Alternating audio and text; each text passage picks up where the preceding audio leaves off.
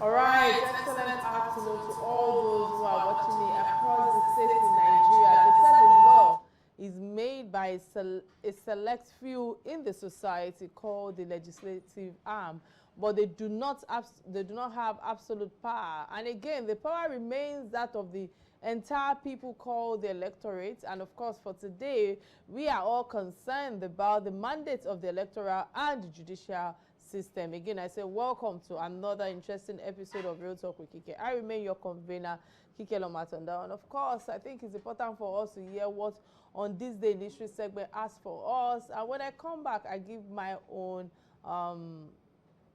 submission or take on it. Stay with me, I'll be right back.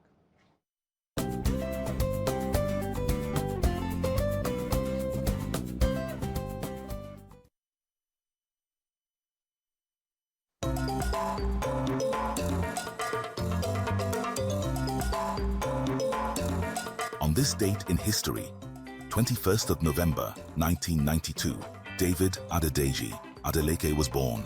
David Adedeji Adeleke OON, born November 21st, 1992, who is professionally known as Davido, is a Nigerian-American-born singer, songwriter, and record producer. Davido was born in Atlanta, Georgia, United States, and raised in Lagos, Nigeria. He made his music debut as a member of the group KB International.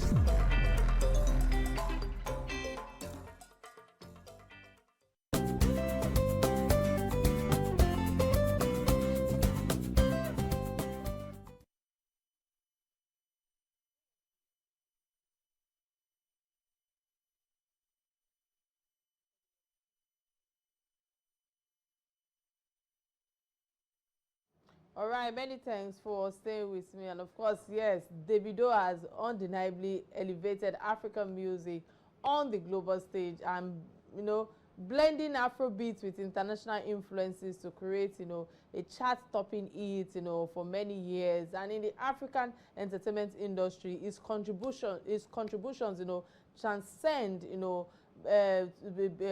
transcend music, impacting fashion. Is a philanthropy as well. I remember a lot of CSR that he has done over the years, and of course when it comes to youth empowerment, I've also seen how some people have come out to say, oh, he has seen them through school since the loss of their father, and a whole lot of youth empowerment that I know that he does within Nigeria. And Davido's success exemplifies the potential for homegrown talent to influence and shape the nation's cultural and economic narrative, and I want to say congratulations to Davido in terms of celebrating his 31st birthday. I think yesterday or today, thereabouts, he turned 31st. 31st, he's a young boy.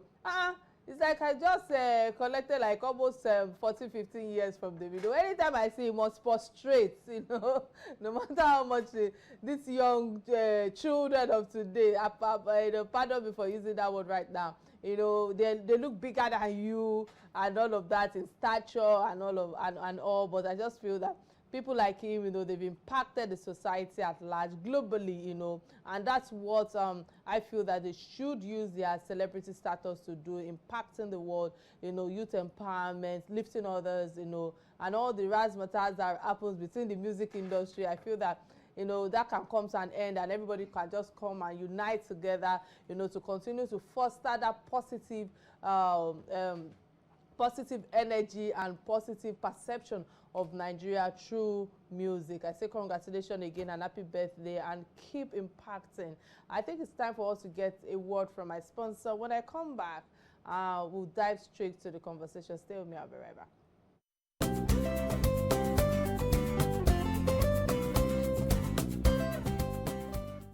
All right, many thanks for staying with me. Let's just go straight to the topic at hand, because the senior advocate of Nigerian SAN, Femi Falana, says that the judgment of the appellate courts, sacking Governor Abba Yusuf of Kano State and Governor of Caleb of Plateau State, should be reviewed because the Independent National Electoral Commission (INEC) failed in its duty to conduct proper elections in the country. And in the last 1 week, in the last few weeks, the appellate court as well sacked 3 governors that INEC declared as winners in the March 2023 polls. All the 3 governors sacked by the appellate court are in opposition parties, and the court said Yusuf of the New Nigerian People's Party, that's NNPP, and I declared it. We declared his I beg your pardon, that that is now in All Progressive Congress Party, you know, the counterpart party, and Nasir Gawuna as the winner of the poll in Zamfara. Also, the appellate court sacked Governor Lawal, the People's Democratic Party (PDP), when he declared the poll inconclusive about 8 months later. And the court also ordered INEC to conduct a fresh election in 3 local government areas of the state. So on the live show today, I will have real talk, or I will be having real talk, you know, with my guests on the critique on the INEC's involvement, notification of votes, timing of election, appellate court's actions, and the call for Supreme Court, you know, intervention and the compliance from the political class and judiciary. So before I delve further with our guests, it's important for me to show his profile for us to understand the caliber of who is talking on the topic at hand. Stay with me, and when I come back, we will be hearing from my guests.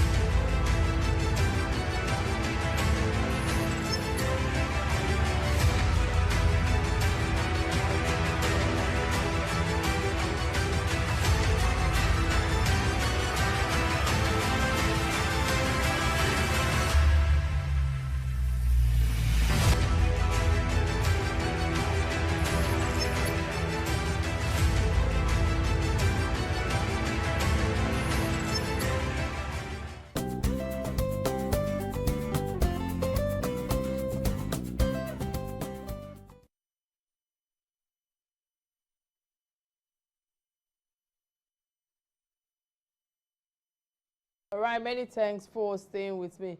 Let me use this opportunity to quickly usher in my guest, Mr. Adeniran.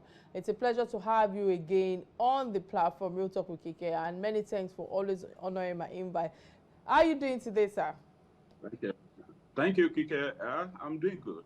I'm good. All right, Thank you for having me. Fantastic, fantastic. Good to know that you're in high spirits. Let's go straight to the topic at hand, you know, because like I said earlier, San Falana criticized the Independent National Electoral Commission, that is the INEC, you know, in terms of stating how they have failed in their conduct to, in their duty to conduct, you know, proper elections, you know, raising concerns about the legitimacy of the results. So my question to you now is, can we say that the lack of ability of the INEC is the cause of this court sacks that may be affecting our political landscape? No, not quite so. Excuse me. First and foremost, there are rules and guidelines for the conduct of every election. And the INEC is actually acting under the acts that set it up and the electoral guidelines. Electoral guidelines give them the authority to determine how best they can conduct the election. Then the Constitution actually gives procedure that had to be followed by each of the political parties before they field candidates. The same thing with the provisions of the Electoral Act. Now, many of the political parties didn't follow this Electoral Act to the letter.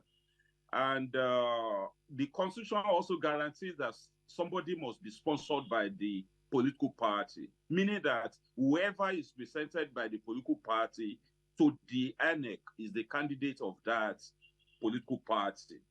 Despite the fact that the INEC had to witness the conduct of the primary selection, where the candidates that contest in any election will emerge. They have no power to override the provisions of the Constitution that once presented by a registered political party, the candidate of the party is the candidate who should contest an election.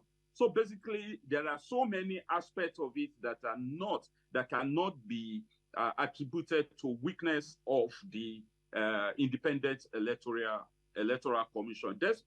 Despite that, also there are gaps, and as human beings and even technology, one way or the other, there will be inadequacies. There will be areas where they will falter.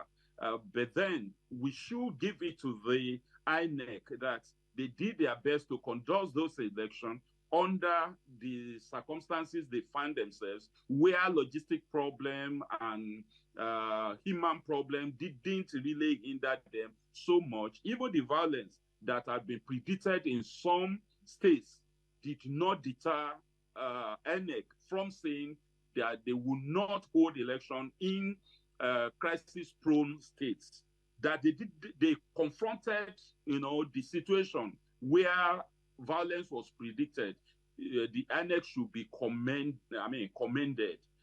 Well, the courts, we cannot put together another court, except we are going to have electoral cases courts. A special court to hear electoral cases, which Femi Falana actually advocated that maybe some retired judges and justices that have been playing with their grandchildren should be co-opted into such a tribunal or a specialized court. That could be okay. But then our court is still our court. We are not going to hire people from other planets to come and man our court. What we should do is to ensure that there is a character reformation of all Nigerians generally. And that is when we can draw a pool of judges from Nigerians who will not dance to the tune of any political dictates, whether from the presidency, the ruling party, or opposition, or whatever. Everybody has its own sentiment.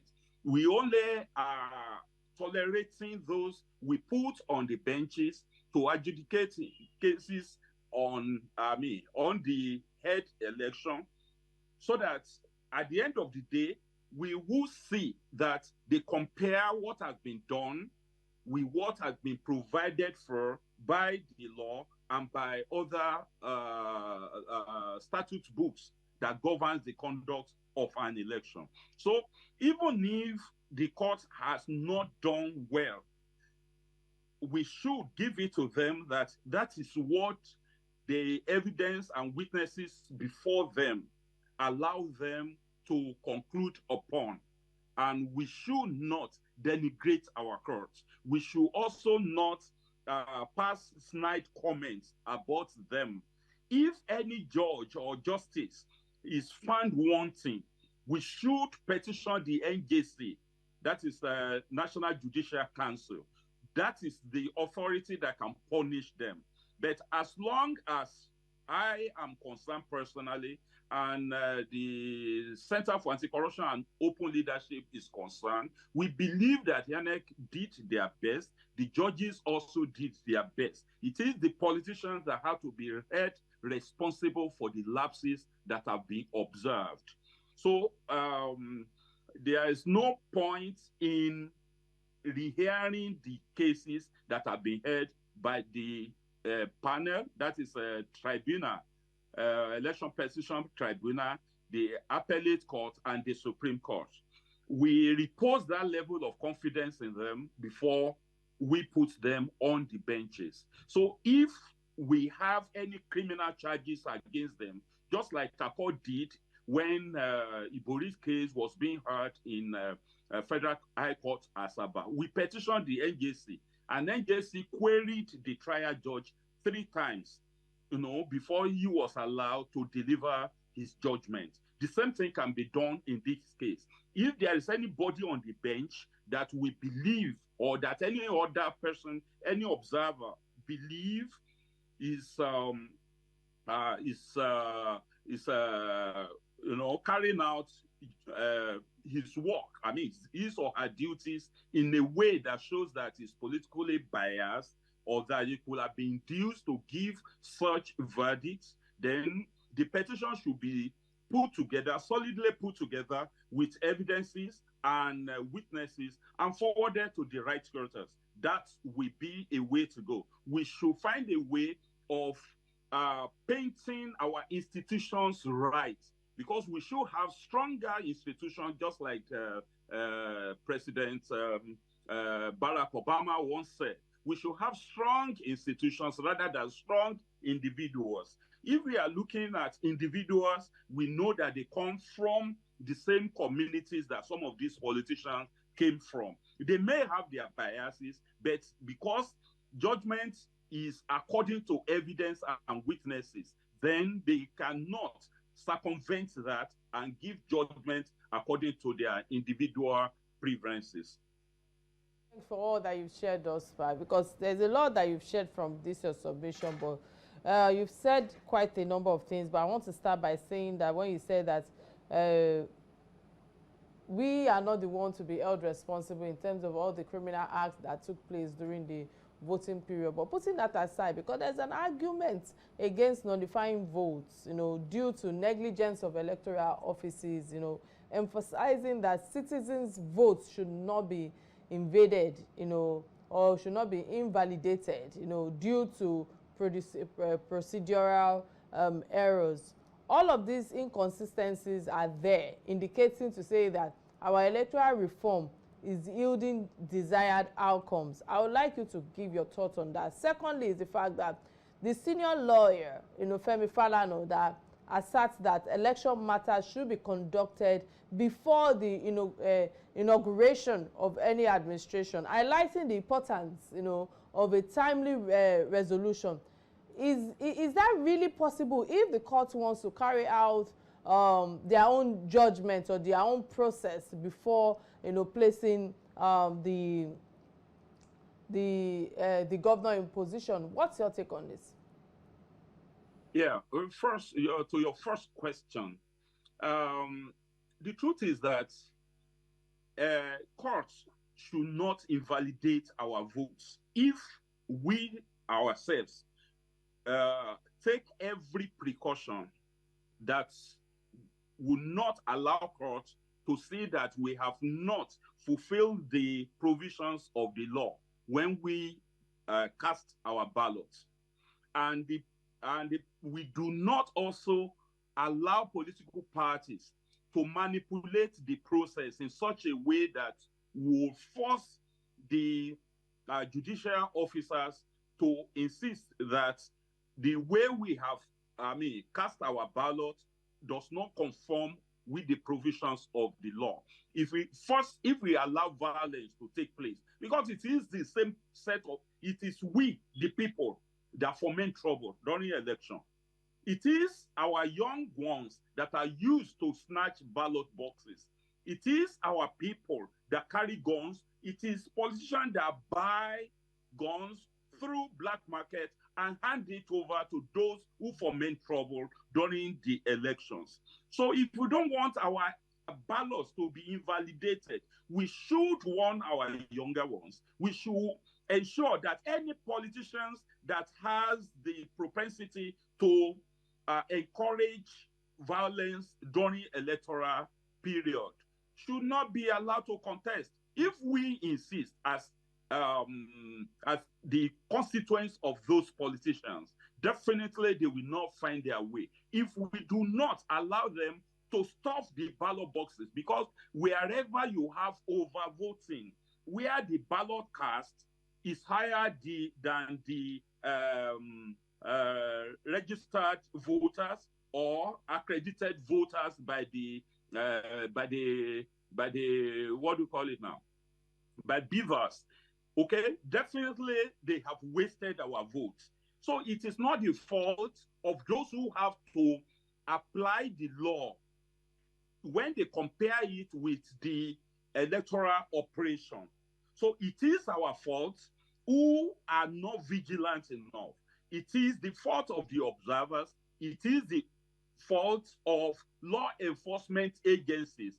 They should develop eagle eyes so that if anybody wants to stop the ballot box, they will catch him. If anybody wants to bring violence, they will nip it in the bud. If anybody wants to import, dangerous arms and ammunition into a community where election is taking place, we will report them. There should be whistleblowers in our community that will not allow our community to be polluted, and our effort at casting our ballot for those that we believe should lead us thwarted. So we shouldn't allow it to be thwarted by those who will never do well. There are some dogs in the manger who are really not interested in good people becoming our leaders, and they want to thwart all the effort of the community in voting, credible leaders for themselves. Those people should be singled out. They should be isolated. They should be prosecuted. And that is another side of the law, that any offender should not go unpunished. I'll go on a quick break to reestablish connection. When I come back, the conversation will continue. Stay with me. I'll be right back. This is Real Talk.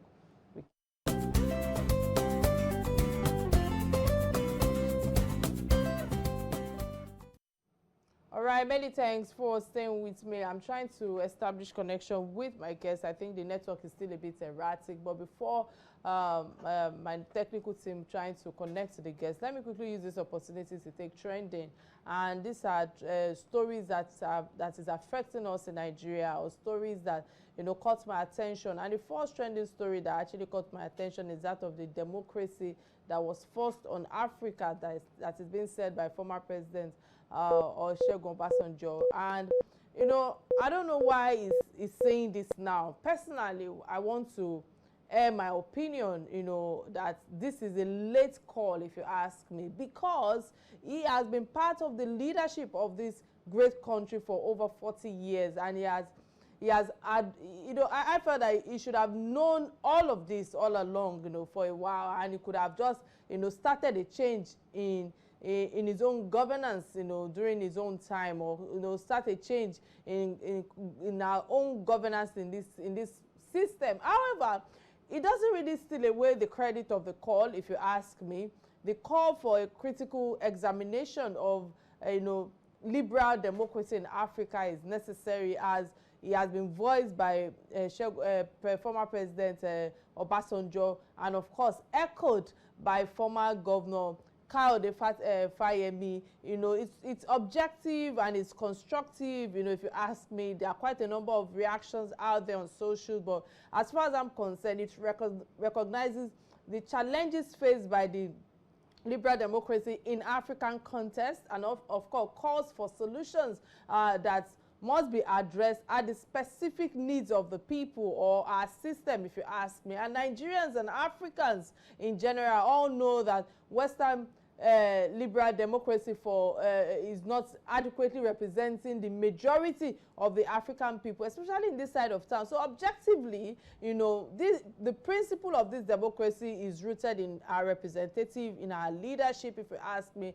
And if a system fails to genuinely represents the majority, it raises concerns about its effectiveness. So there's a need for African nations to tailor democracy principles to our unique context. And Obasanjo proposing the word Afro-democracy as an alternative to Western liberal democracy is not the solution, if you ask me. We should be growing from our own African monarchy design and state system, and the idea aligns with the principle of inclusivity, suggesting a need for governance models that better resonate with African values, our cultures, our traditions as a whole. We are the peace, using our own monarchy system, not using colonial masters,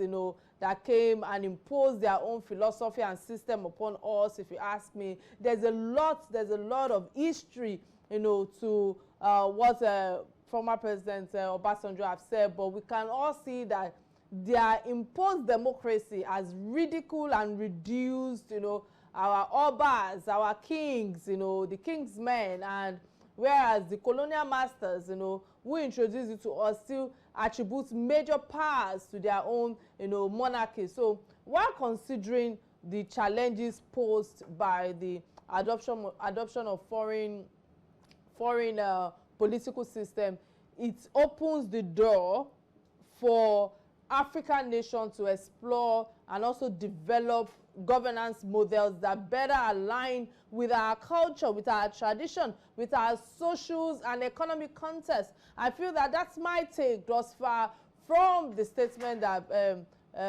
former President Olusegun Obasanjo actually puts out there, that have been causing a lot of opinions, perspective out there, why people are trying to hold him accountable when he was in government. Now, putting that aside, I think the second trending that also caught my attention is that of the Nigerian transport inflation. Actually, I saw this post on Mockery. So on this particular story again, reading the comments out there from Reno Mockery, and people are lashing him online for misleading the people. I believe that I need to put it out there that further verification by my own research, I discovered that he was commenting on NBS statistics, and the National Bureau of Statistics released what's it called now, Nigeria's inflation reports last week, indicating a surprising decline in transport inflation for the first time in over 2 years. Specifically, Nigeria's transport inflation, slowed down to, I think, 27.4% in October 2023 from its own two-year high of 27.18% recorded in the previous month. So, notably, if you ask me, the last time transport inflation decline was in 2019, July to be precise, and the decline was, desperate in terms of the surge in the cost of transportation across different regions in the country, following the removal of petrol subsidy, the surge in crude oil prices as well. The removal of the petrol subsidy in Nigeria also unleashed a seismic wave through the transport sector and the economy at large, So premium motor spirit as well, that's the PMS, the prices also surged from a relatively modest average of 189 naira per litre to an astonishing 600 naira, that's a staggering increase of over 200%. We all know how we all have a feel of that. However, putting that aside, I just feel thus far, if you ask me, my submission, is that, Reno is right by the concerns of Nigerians, is that the statistics is real, is a real life one, and has no tangible effects. If you ask me, people haven't witnessed any drop in transport cost across the states. That's my perspective. So I even doubt if prices ever go down in Nigeria, because many times when people say, oh, the cost of things have gone up and the likes, nothing comes down in Nigeria. However, it's also a medium, of calling our government's attention to this, ensuring that the plight of the people, the plight of the common man on the street in terms of hardship is attended to. And I pray that they actually listen to this and try to find a common ground for people to even afford 3 square meals and even commute from one place to the other. It's so terrible right now. I remember having a similar conversation on my radio station last week, on Inspiration FM 92.3, where quite a number of people were talking about their take home, their incentives and all of that, and the plight of the people, of the common man out there. People are suffering. I must put it out there. I pray that may God bless us, or may God help us in this country, because it's not funny at all with the standard of living and also the basic amenities when it comes to feeding, transportation, and housing. I feel that this transportation trending story is to call the attention of the government. On this note, we'll go on a quick break, and when I come back, I will establish connection with my guest. Stay with me, I'll be right back.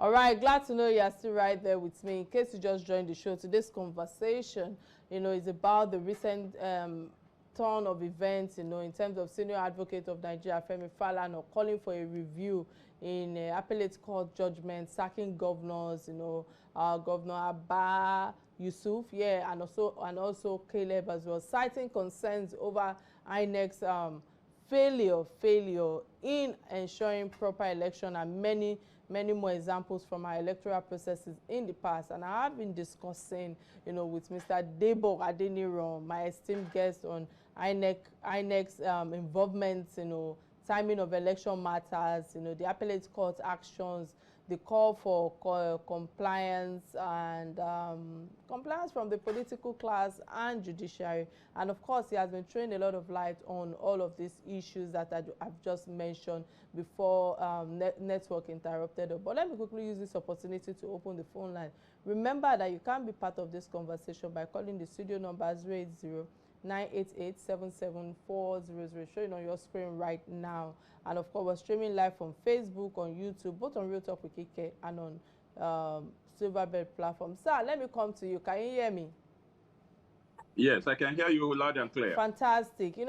I understand how the law works, or we understand how the law works, and it allows that those dissatisfied with the appellate court, verdicts, can actually seek recourse in the Supreme Court, emphasizing the importance of a fair and just legal process. But with that in tune, elected public offices go vacant for months in the process, and thereby crippling governance in such states. My question now is that, how do we move forward? Because there's a need for political class to comply with court decisions, in terms of prioritizing, the paramount concern about the political danger of sanctioning voters for mistakes made by electoral officers, political rivals like APC, PDP, Labour Party. What do you have to say about their compliance issue to court rules, especially with the outcome of the General Election Tribunal? That's where I was going to, that electoral adjudication in electoral cases should be completed before the winners are sworn in, so that we know the true winners. Is dependent on a number of factors. One is the number of courts that are available to adjudicate in such matters, and the way to examine the evidence that are put before the court, because there are occasions when they have to harvest all the ballot papers that have been used in the election. If it is a national election, then they have to bring in ballot papers from all parts of the country before they are able to sift through those ballot papers. And even when they have forensic experts that have to examine the thumb-printed papers, it takes time. And that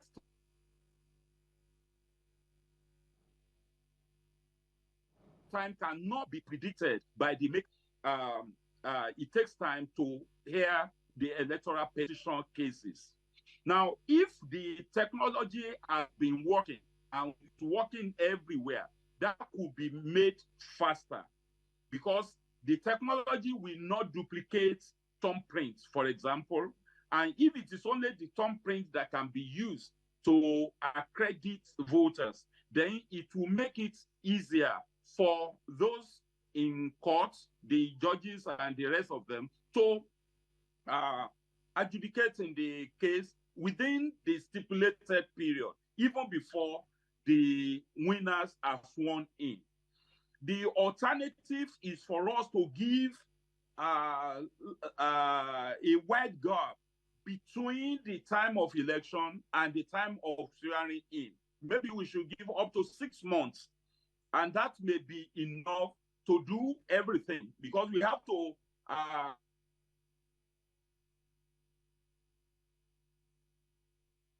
draw inspiration from what time that hearing of election petition are taken in various courts. from the first tribunal, electoral petition tribunal, to the appellate court, to the Supreme Court.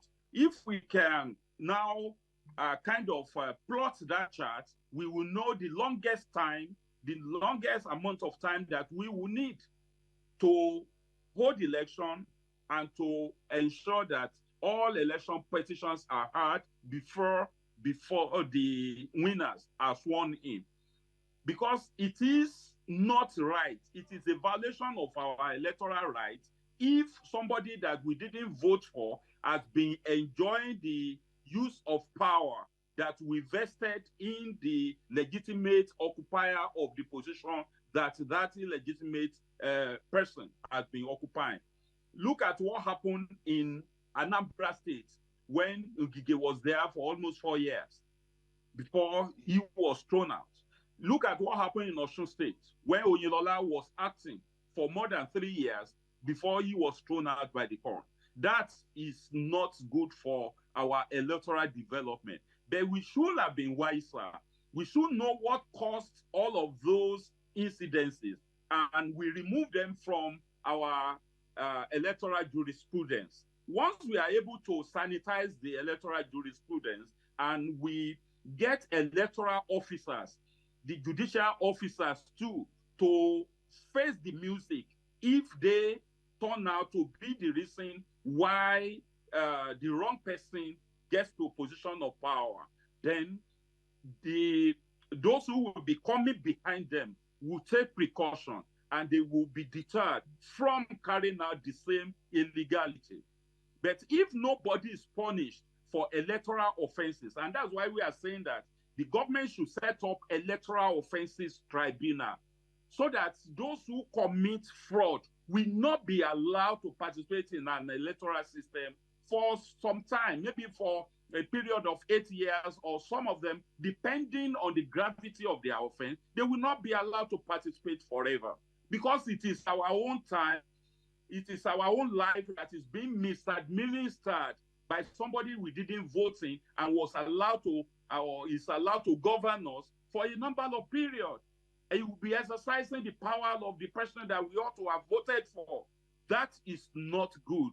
So, but for now, maybe based on the level of our socio-political development, we still have to contend with what we have in our hand, because we cannot create another government for ourselves overnight unless there is a revolution, which is akin to what Obasanjo is advocating, even when he is the architect of the present neoliberal democratic practice that we are suffering in Nigeria. He's the one that introduced money politics. But don't let me go that way for now. So basically, it is those who even created our problem that pretend that they are solving it. Now, the paradigm should shift away from those who created the problem for us. Those who participated in the use of the avenue through which they manipulate the processes to circumvent the course of justice should be adequately punished. If there is punishment for those who offended the sensibility of Nigerians, then it will be difficult for anybody to want to experience the same thing, since those who did it the other time will remain behind the bars or remain behind the walls for as long as it takes them to redeem to redeem themselves and recompense so that they can be integrated back into the saner society. So basically, we should re-examine ourselves and examine our laws, examine our past, and know where the pitfalls are so that we'll be able to take care of our future. All right, many thanks again for that elaborate submission. But listening to you, I cannot help but emphasize that you should elaborate, on the potential dangers of such a judicial policies, in our system. And the reason why I'm asking this question is because San Femi Falana expresses hope that the Supreme Court, will address controversies surrounding the non-stamping of ballot papers by INEC officials, and calls for a thorough review of the judgment. What's your overlook on the Supreme Court's potential resolution of all these election-related controversies? You see, the Supreme Court has its own limitations.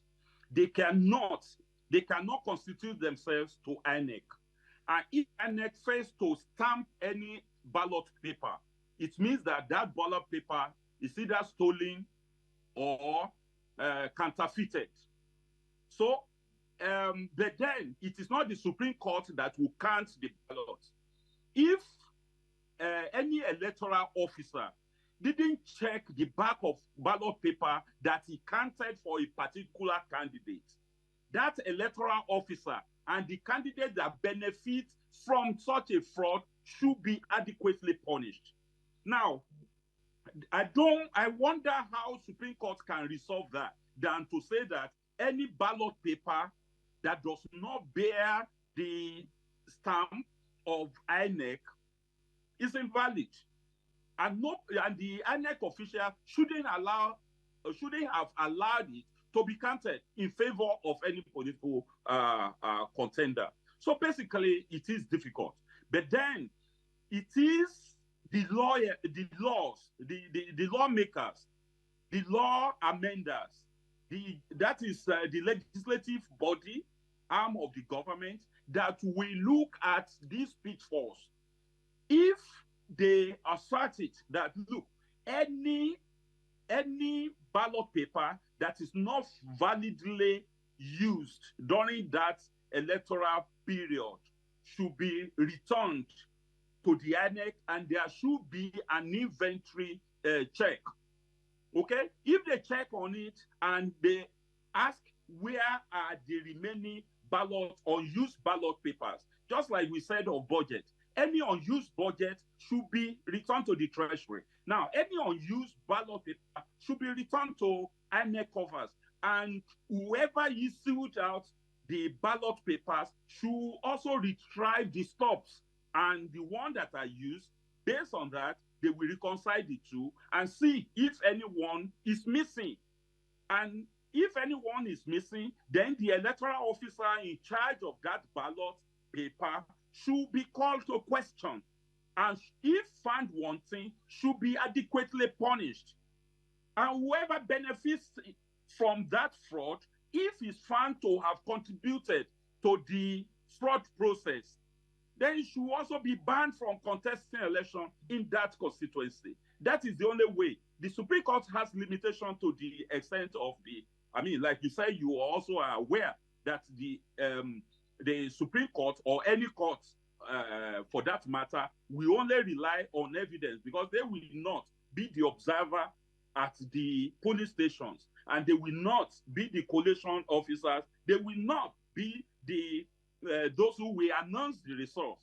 So it is after all of this has been said and done that they will now come in. They will ask for all the evidence of whether or not the procedures and processes stipulated by the electoral laws and the Constitution are being adequately followed. So that is what can be done.